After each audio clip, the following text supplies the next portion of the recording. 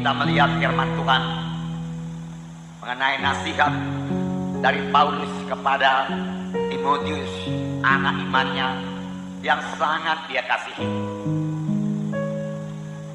Kalau kita melihat Paulus,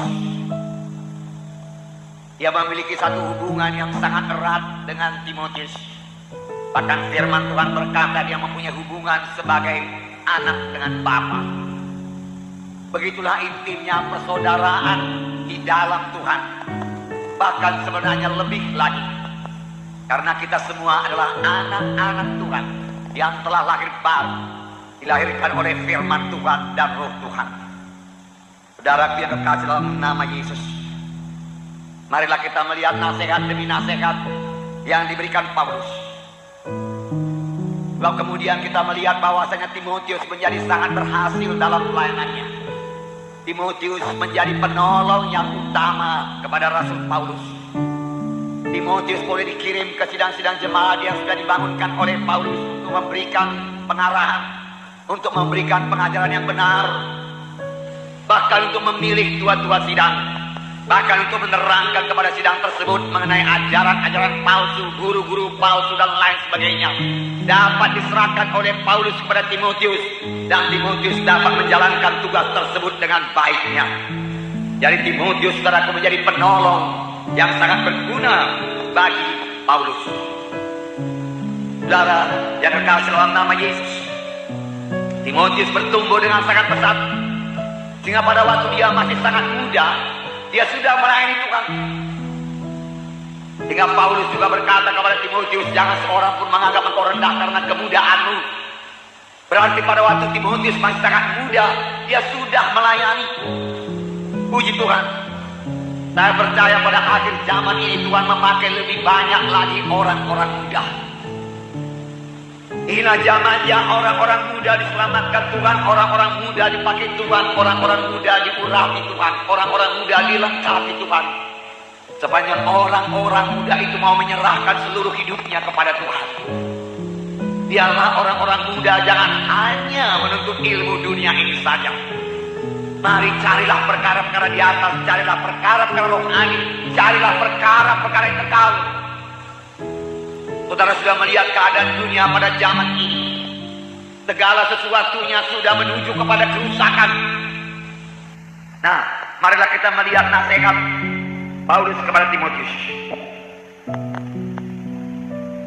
Paulus tidak akan menasihatkan sesuatu yang tidak dilakukannya lebih dahulu. Apa yang sudah dialaminya, apa yang sudah dilakukannya, itulah yang diajarkan oleh Paulus kepada Timotius. Itu sebabnya pengajaran Paulus sangat berkuasa. Tiap-tiap hamba Tuhan yang mau melayani, dia harus mengajarkan apa yang sudah dialaminya. Dengan demikian pengajarannya itu diurapi Tuhan dan sangat berkuasa. Dia tidak mengajarkan teori-teori, dia tidak mengajarkan teologi, tetapi dia mengajarkan pengalamannya yang dapat dilihat oleh orang banyak. Demikian Paulus mendidik Timotius. Apa yang sudah dialaminya, cara hidupnya, imannya, kasihnya, pelayanannya, semua dilihat oleh Timotius. Dan itu mengubahkan hidup Timotius, hingga Timotius juga menjadi hamba Tuhan, menjadi pelayan Tuhan. Inilah pemuritan. Kalau kita mau memuridkan, kita harus memiliki persekutuan yang erat dengan murid kita itu, hubungan yang erat dengan murid kita itu. Tidak cukup hanya mengajar saja. Mereka harus melihat contoh yang baik dari kita. Kita tidak bisa berkata, jangan contoh saya, contohlah Yesus.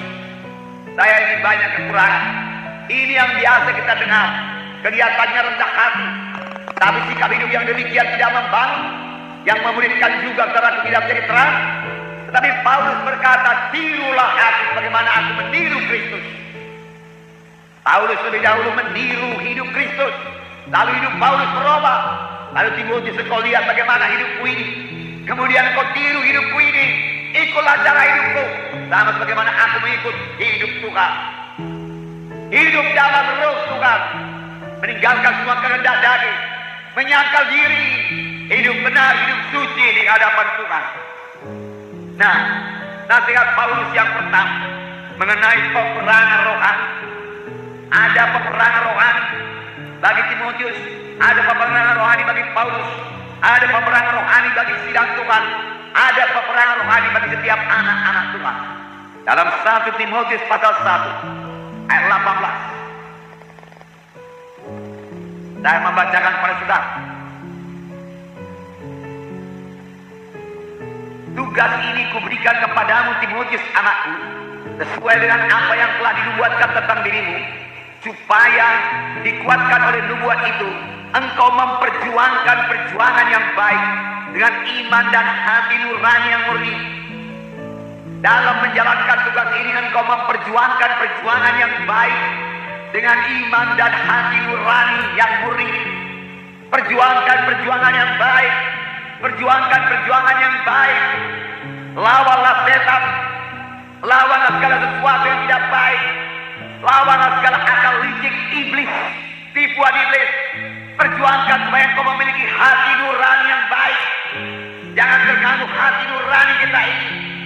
Setan mau mengotorkan hati nurani kita, tetapi jangan beri tempat kepada setan. Amin, saudara. Kemudian dikatakan lagi dalam 1 Timotius 6 ayat 12. Saya membaca, bertandinglah dalam pertandingan iman yang benar dan rebutlah hidup yang kekal. Untuk itulah engkau telah dipanggil dan telah engkau ikrarkan ikrar yang benar di hadapan banyak saksi. Bertandinglah dalam pertandingan iman yang benar. Bertanding, bertempur. Setiap anak Tuhan berada dalam pertempuran. Amin, saudara.